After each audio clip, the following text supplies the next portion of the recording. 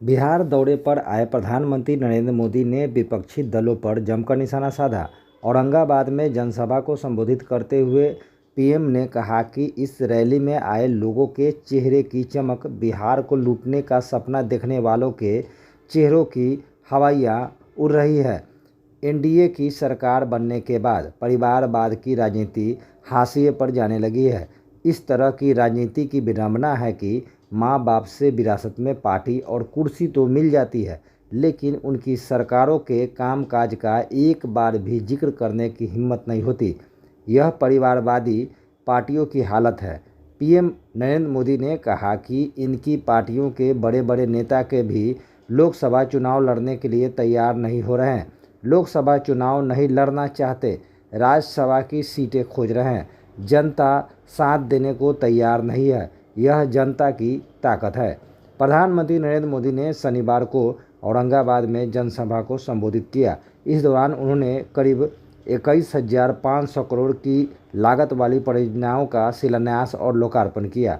अपने संबोधन में पीएम ने कहा कि बिहार के विकास का नया अध्याय लिखा जा रहा है।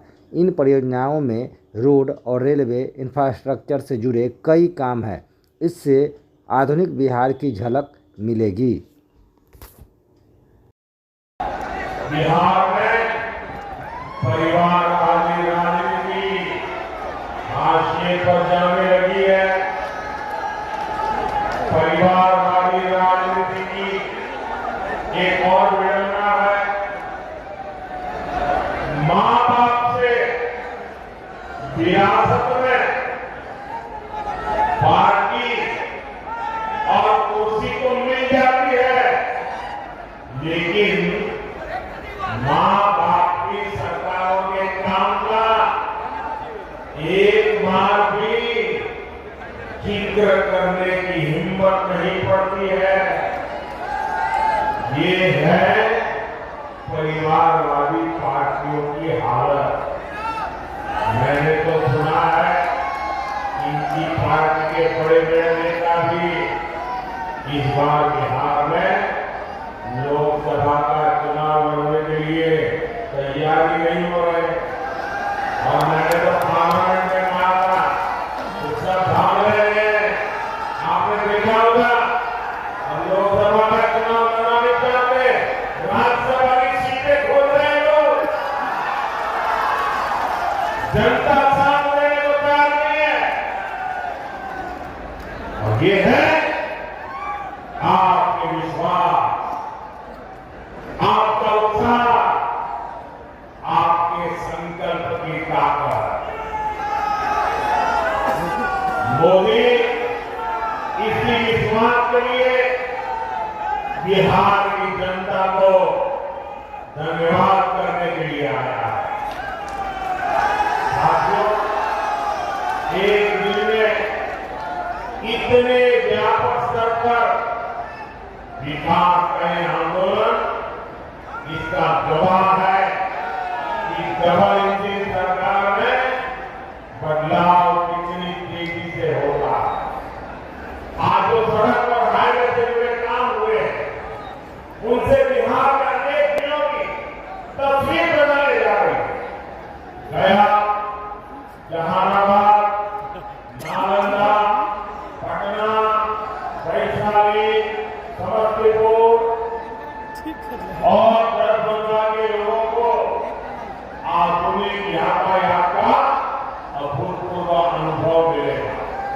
इसी तरह बोधगया, बिष्णुपुर, राजगीर, नालंदा, वैशाली, पावापुरी, पोखर और जहानाबाद में नागार्जुन की गुफाओं तक पहुंचना भी आसान हो जाएगा।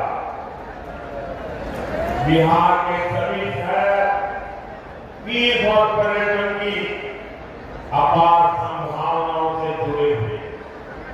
दरभंगा एयरपोर्ट और बिहटा में बनने वाले नए एयरपोर्ट भी इस नए रोड इंफ्रास्ट्रक्चर से जुड़ेंगे।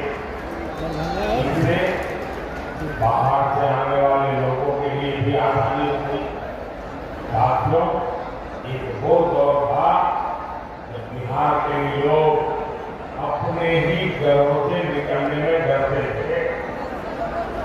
एक ये दौर है जब बिहार में पर्यटन की संभावनाएं विकसित हो रही है। बिहार को वंदे भारत और अमृत भारत जैसी आधुनिक ट्रेनें भी अमृत स्टेशनों का विकास किया जा रहा है।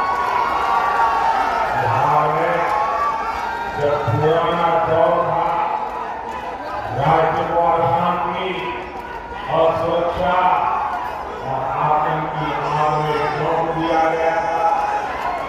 बिहार के युवाओं को प्रदेश छोड़कर पलायन करना पड़ा और एक आज का दौर है जब हम युवाओं का स्किल डेवलपमेंट करके उनका कौशल विकास कर रहे हैं। बिहार के हस्तशिल्प को बढ़ावा देने के लिए हमने 200 करोड़ रुपए की लागत से बनने वाले एकता मोड़ की आदिवासी दलित वंचित का सामर्थ्य बढ़ाने में जुटी है। बिहार में लगभग 9 करोड़ लाभार्थियों को पीएम गरीब कल्याण योजना का लाभ मिल रहा है। बिहार में उज्ज्वला योजना के तहत लगभग 1 करोड़ से अधिक महिलाओं को मुफ्त गैस कनेक्शन दिया गया है। बिहार के करीब 90 लाख किसानों को पीएम किसान सम्मान निधि का लाभ मिल रहा है। इन किसानों के बैंक खातों में 22,000 करोड़ रुपए से अधिक ट्रांसफर किए गए हैं। 5 वर्ष पहले तक बिहार के गांव में सिर्फ 2% घरों तक नल से जल पहुंच रहा था।